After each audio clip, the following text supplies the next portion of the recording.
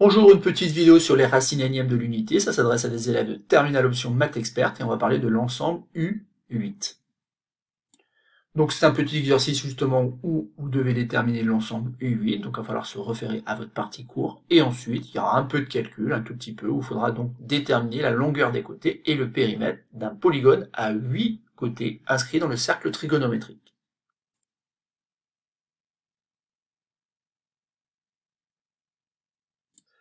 On va passer à la correction de cet exercice. Donc, premièrement, définition. Donc ici, n est un antinaturel non nul. On appelle donc les racines énièmes de l'unité les solutions de l'équation z puissance n est égal à 1.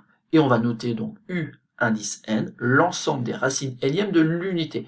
Donc en fait ici, quand on parle de u8, on parle des racines huitièmes de l'unité. Ensuite, donc, il y a deux propriétés. La première indique tout simplement que cet ensemble UN est composé de nombres complexes, ils s'écrivent tous, exponentiels 2i pi k sur n, avec k bien sûr un antinaturel, compris entre 0 ici et n-1. UN est donc composé exactement de n éléments. Dans notre cas ici, U8 est donc composé de 8 éléments. Et ces éléments sont rien d'autre que les affixes de points qui sont les sommets d'un polygone régulier à 8 côtés. Autrement dit ici, on aura affaire à un octogone. Pour notre exercice, donc, on peut écrire que U8 est donc composé de nombres complexes qui s'écrivent exponentiels 2i pi k sur 8, donc avec k appartenant à grand N et compris entre 0 et 7. Donc on peut déjà remarquer qu'on peut écrire de manière un peu plus simple donc ces nombres complexes. En simplifiant par 2, on obtient exponentielle i pi k sur 4, toujours avec un k antinaturel compris entre 0 et 7. On a donc bien répondu donc à la première consigne, on a bien déterminé donc l'ensemble U8, encore une fois, composé ici de 8 nombres complexes qui s'écrivent tous de la forme exponentielle i pi k sur 4, où k est un entier naturel compris entre 0 et 7. Maintenant, on peut utiliser donc GeoGebra pour représenter des points d'affixe exponentiels i pi k sur 4. Donc ici, on a z0 par exemple qui correspond au fait que k égale 0, et donc au nombre ici exponentiel de 0 qui vaut 1. Et ainsi de suite, jusqu'à obtenir donc le point Z7. Et ben on voit bien que ces points constituent en fait les sommets d'un octogone régulier. Et donc dans la suite de l'exercice, deuxièmement, il va falloir déterminer la longueur d'un côté, puisque tous les côtés ici bien sûr ont la même longueur, puisque c'est un polygone régulier, et on en déduira facilement du coup le périmètre de ce polygone à 8 côtés, inscrit donc dans le cercle de rayon 1, le cercle trigonométrique. Donc on peut prendre par exemple donc le point M0 d'affixe Z0 et le point M1 d'affixe Z1. Ou bien sûr Z0 correspond à ce nombre complexe lorsque k est égal à 0 et Z1 à ce nombre complexe lorsque k égale 1. Du coup on peut écrire que la longueur M0, M1 est égale donc au module de Z1 moins Z0 ou encore au module de exponentielle i pi sur 4 moins le nombre 1. Donc on a un calcul de module à faire ici.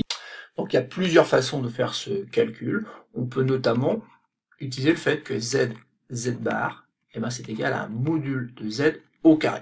C'est la méthode que je vais choisir ici. J'aurais pu utiliser des méthodes plus classiques, mais il me semble intéressant ici de revenir au fait que on peut utiliser donc le nombre conjugué ici. Alors le nombre conjugué de exponentielle i pi sur 4 moins 1, c'est rien d'autre que exponentielle moins i pi sur 4 moins 1. En effet, ici, j'utilise tout simplement que le nombre conjugué de z plus z', c'est conjugué de z plus conjugué de z'. Et ensuite, il y a une petite propriété qui dit que le nombre conjugué d'exponentielle i θ, c'est tout simplement exponentielle moins i θ. D'où un petit peu le calcul que je suis en train de faire ici, où je suis en train de faire z bar. Et z bar ici, en développant, je vais obtenir exponentielle de i pi sur 4 multiplié par exponentielle moins i pi sur 4, ça fait exponentielle de 0, autrement dit ça va faire 1. Ensuite, ça fait moins exponentielle I pi sur 4, moins exponentielle moins I pi sur 4, et après j'ai moins multiplié par moins qui donne plus, donc ça donne plus 1. Et donc j'ai 2 moins, et une expression que je vais mettre entre parenthèses parce qu'elle me fait penser à quelque chose. En effet, ici, ça fait exponentielle I pi sur 4 plus exponentielle moins I pi sur 4. Et ça doit nous faire penser donc aux formules de l'air. Et donc mon calcul devient tout simplement 2 moins, ici vous l'aurez deviné, ça fait 2 cosinus pi sur 4. Or 2 moins 2 cosinus pi sur 4, 2 cosinus pi sur 4, je peux remplacer par 2 fois racine carrée de 2 sur 2, et j'obtiens tout simplement que ce produit-là, z multiplié par z bar, où z est égal à exponentielle i pi sur 4 moins 1, et ben ça correspond à 2 moins racine carrée de 2.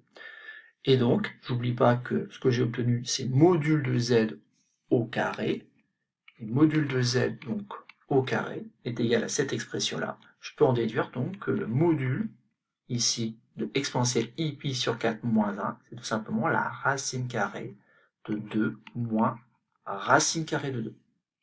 On a donc la longueur du côté qui relie les sommets M0 et M1, et ben c'est racine carrée de 2 moins racine carrée de 2.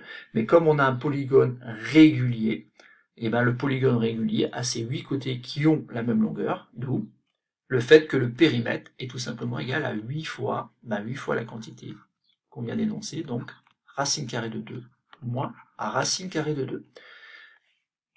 C'est donc terminé pour la correction de cet exercice, rien de très compliqué ici, il suffisait simplement de connaître donc sa partie courbe où on définit cet ensemble U8 avec tous ces nombres complexes qui composent donc cet ensemble U8 et avoir en tête qu'il s'agit en fait tout simplement des affixes de points qui constituent en fait les sommets d'un polygone régulier et c'est un octogone dans cet exercice.